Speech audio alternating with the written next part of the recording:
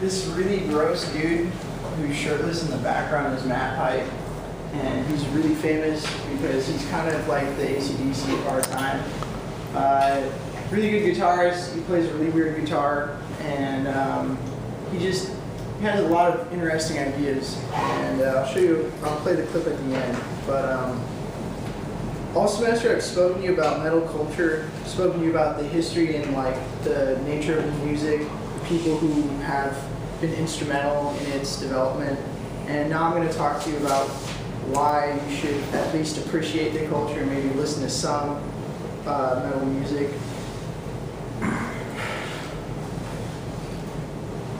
So from a musical perspective, when you look at these musicians of this background, there's a higher standard to be a metal musician, and that higher standard comes from a desire to play something that's more fulfilling and technically virtuosic.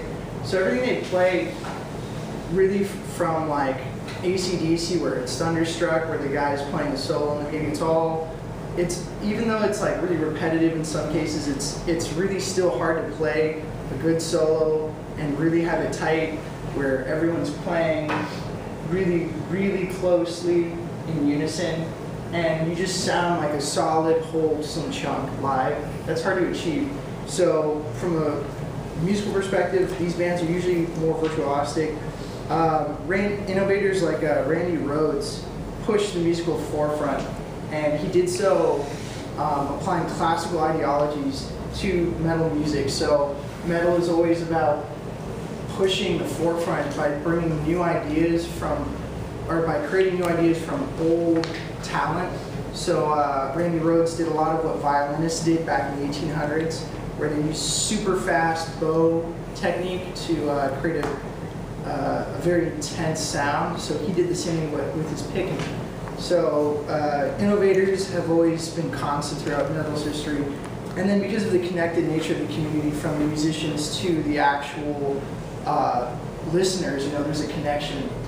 And so I'm going to start talking to you guys about more of the bands and from a musical perspective. So I guess you could say that within the musical community, you could say a metalhead is almost like a musical nerd. They're very like precise about everything they do.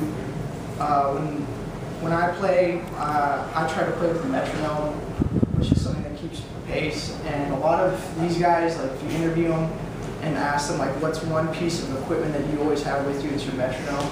And Gus G said that, and he's another really famous guy. He plays with Ozzy Osbourne. So I mean, like, these guys are really about playing well and not just playing. You'll listen to some bands and like, they'll sound good, but they're kind of sloppy and all over the place. Most metal bands that are like actually well respected, it's because they have a tight, well connected sound. Their music's usually more abstract. If you look at a band like Meshuggah, they play in really odd metered times, and they do a lot to make a few notes really draw out into a full 7-8 minutes. So it's an abstract form of music. And then the abstract form of music, like, it has an impact. It's not like you're just this random idea floating out there. Meshuggah, they had this very powerful idea called dingit. It's a type of sound. It's a Swedish word. I don't really know how to say it right, but it refers to the way they sound. And because of their dedication, they've been playing and releasing albums since 1991. They started a whole movement, and that whole movement was the dingit movement, and it's led by bands like Periphery. And that leads to my next point, which is characters of immense value, musical heritage, drawn from people like Randy Rhoads and Matt Pike here. Randy Rhoads, back in the 80s, like I said, with the bow technique, he learned to apply violin techniques to the guitar. So when you look at people like Randy Rhoads, back in 1980, he released Blizzard of Oz, and then in 1981, he released Diary of a Madman, and those are two like really famous Ozzy Osbourne albums. And he wrote the song Crazy Train. So if you're not familiar with that song name, try to think of the song where it's like this guy shouting all aboard. It is like the I thing that fades into the background. That's all Ozzy doing this weird like shout, and then like the riff comes in, and it's pretty cool. And that's all Randy just like innovating, because like that riff is 30-something years old, and it's still a hard song to play. It's still relevant. A lot of people still respect it. So I mean, like from that perspective, Randy Rhoads left a long legacy as an innovator, and he pushed music as a front because he started to incorporate new ideas from separate genres, classical music and metal music, normally two heavily distanced styles. He brought them together, and then that now comes to my final point, where you're looking at the community. So Randy Rhoads was known for talking to people in interviews and giving advice and being an instructor. You know, he was famous for playing with Ozzy, but whenever he came back home, he'd go back and start teaching lessons to his students again. So there's always this intense, like, humbling reality to these people. Like Matt Pike is a construction worker who's not on stage.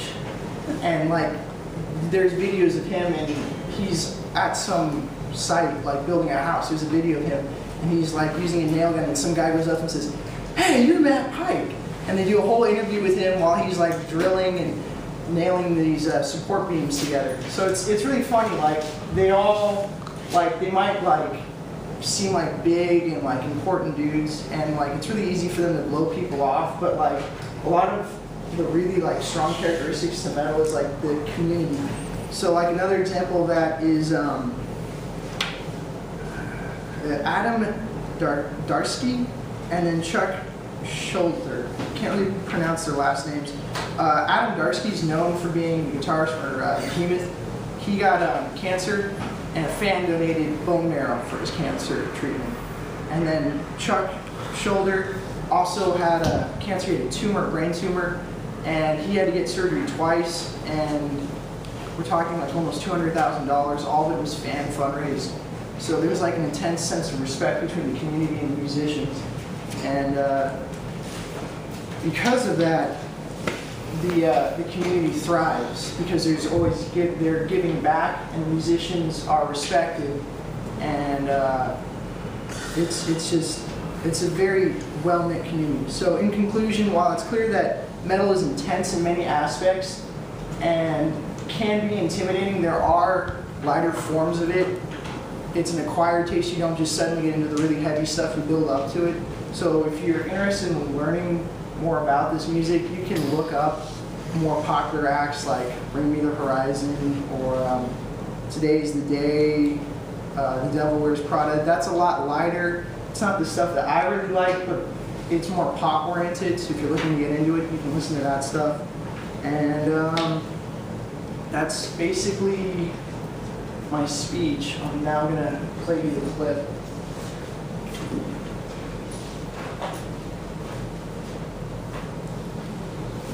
You want to make it louder and larger. Yeah, I was going to say like. Let's make sure everybody gets the full experience, Keenan. Yeah. So this is Matt Pike. He's actually from San Jose. His first band, Sleep, became really famous, and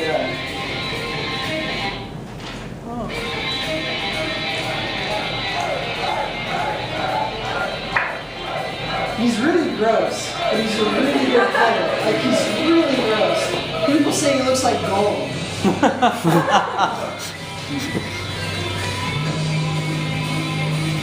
he's a pretty sick dude.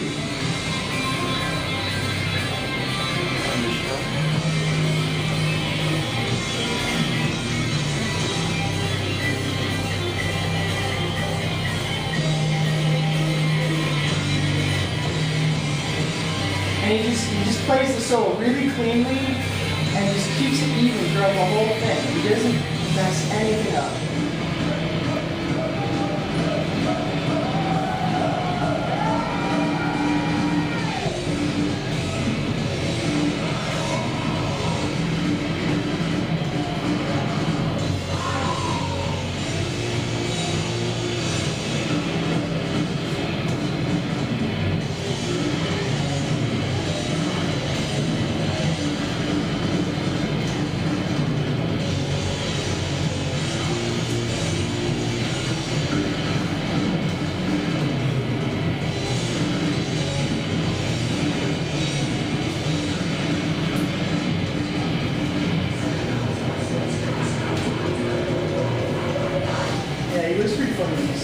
Just wanted to give you a chance.